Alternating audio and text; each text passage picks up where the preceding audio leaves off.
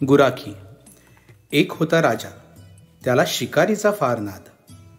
एकदा तो शिकारीसाठी गेला व रस्ता चुकला. भटकला. रानात त्याला एक लहानसा गुराखी भेटला. तो गायी चारीत होता, पावा वाजवीत होता. राजा त्याला म्हणाला, मुला, मला रस्ता दाखवतोस? मुलाने विचारले, तुम्ही कोण? तो म्हणाला, मी राजा. गुराखी म्हणाला, राजा सुद्धा रस्ता चुकतो? आम्ही नाही बा कधी चुकत, अंधारात सुद्धा नेमके घरी जाऊ. राजा म्हणाला, मुला, तू हुशार आहेस, कोण तुला शिकवते? गुराखी म्हणाला, मला कोण शिकवणार? झाडे, माडे, फुले, पाखरे, नद्या नाले हे माझे मित्र. गायी चारतो, घरी जातो, आई भाकर देते ती खातो. राजा म्हणाला, कुठे आहे तुझी आई? गुराखी म्हणाला, जवळच आहे. येता का आमच्या झोपडीत आईकडे? राजा म्हणाला, चल. दोघे निघाले. झोपडी आली. गुराखी म्हणाला, आई, आपल्याकडे राजा आला, हा बघ. म्हातारी लगबगा बाहेर आली. तिने गोंगडी घातली. राजा म्हणाला, म्हातारे, तुझा मुलगा हुशार आहे, त्याला मी नेतो, शिकवितो, पुढे त्याला प्रधान करीन. म्हातारी म्हणाली, नको रे बाबा, आम्ही रानातले राजेच आहोत. राजाची मर्जी ढगावणी, आळवावरचे पाणी आत्ता आहे मग नाही, काडीचा भरवसा नाही. परंतु मुलगा म्हणाला, आई, राजाबरोबर मला जाऊ दे, मी मोठा होईन, तुला मग पालखीतून नेईन. आई म्हणाली, तुला इच्छा आहे तर जा, परंतु माझे शब्द ध्यानात ठेव. राजा व गुराखी निघाले. गुराख्याने रस्ता दाखविला. दोघे राजधानीला आले. राजाने गुराख्याला शिकविण्यासाठी एक शिक्षक ठेवला. हळूहळू तो गुराखी हुशार झाला. राजाने त्याला मुख्य प्रधान केले. गुराखी मुख्य प्रधान झाला, परंतु त्याला गर्व झाला नाही. तो गरिबांची काळजी घेई. त्याने विहिरी बांधल्या, धर्मशाळा बांधल्या. तो कोणाला नाही म्हणत नसे. लोक त्याला दुवा देत, परंतु राजाचे जुने नोकर त्याचा हेवा करू लागले. ते राजाला म्हणत, राजा, भिकारडा गुराखी, त्याला तू प्रधान केले आहे, हे बरे नव्हे. तो प्रामाणिक असू शकणार नाही.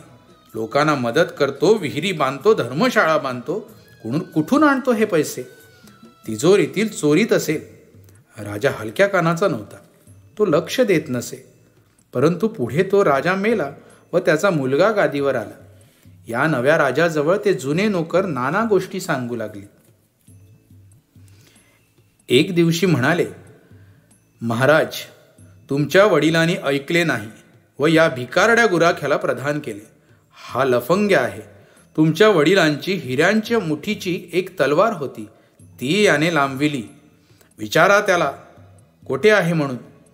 नव्या राजाने गुराखी प्रधानाला बोलविले व सांगितले, ती रत्नजडीत मुठीची तलवार घेऊन ये. प्रधानाने शोधली. तलवार सापडेना. परंतु त्याला आठवले की एकदा पूर्वीच्या राजानेच ती मोडून नवीन दागिने केले. त्याने ती हकीकत सांगितली. नव्या राजाचा विश्वास बसेना. तो म्हणाला, प्रधानजी, 4 दिवसांनी सर्व खजिन्याचा हिशेब घेईन. पैची अफरातफर असेल तर मान उडवीन. प्रधान म्हणाला, महाराज, 4 दिवस नकोत, आत्ताच घ्या. 4 दिवसांची मुदत द्याल, परंतु माझे शत्रू म्हणतील की नेलेले पैसे आणून ठेवले असतील. पुन्हा संशयाला जागा नको. राजा म्हणाला, ठीक, तर आत्ताच खजिना पाहू. राजा निघाला. तो प्रधान निघाला. सारी जुनी कारभारी मंडळी निघाली. खजिना मोजण्यात आला. पाव आण्याचीही चूक नाही.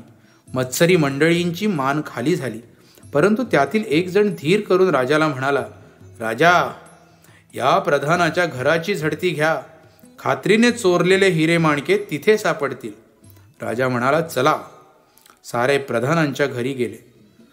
ओटीवर साधी चटई होती, ना गालीचे ना हंड्या झुंबरे. राजा म्हणाला, याचे घर तर साधे दिसते.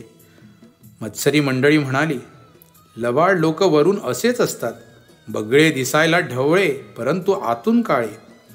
राजा म्हणाला, बरे, घरात शिरूया. घरात कोठे काही सापडले नाही. परंतु शोधता शोधता एका खोलीत एका कपाटाला भले मोठे कुलूप होते. मंडळी म्हणाली, केवढे मोठे कुलूप, यात असेल चोरीचा माल. राजाने विचारले, प्रधानजी, यात काय आहे? प्रधान म्हणाला, महाराज, माझी सारी संपत्ती यात आहे.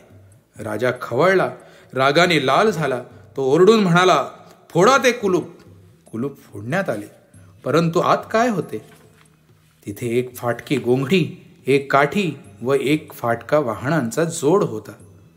राजाने रागाने विचारले, कुठे आहे संपत्ती? राजाची थट्टा करतोस? प्रधान नम्रपणे म्हणाला, महाराज, हीच माझी खरी संपत्ती. तुमच्या वडिलांनी मला रानातून आणले तेव्हा एवढ्याच वस्तू माझ्याजवळ होत्या.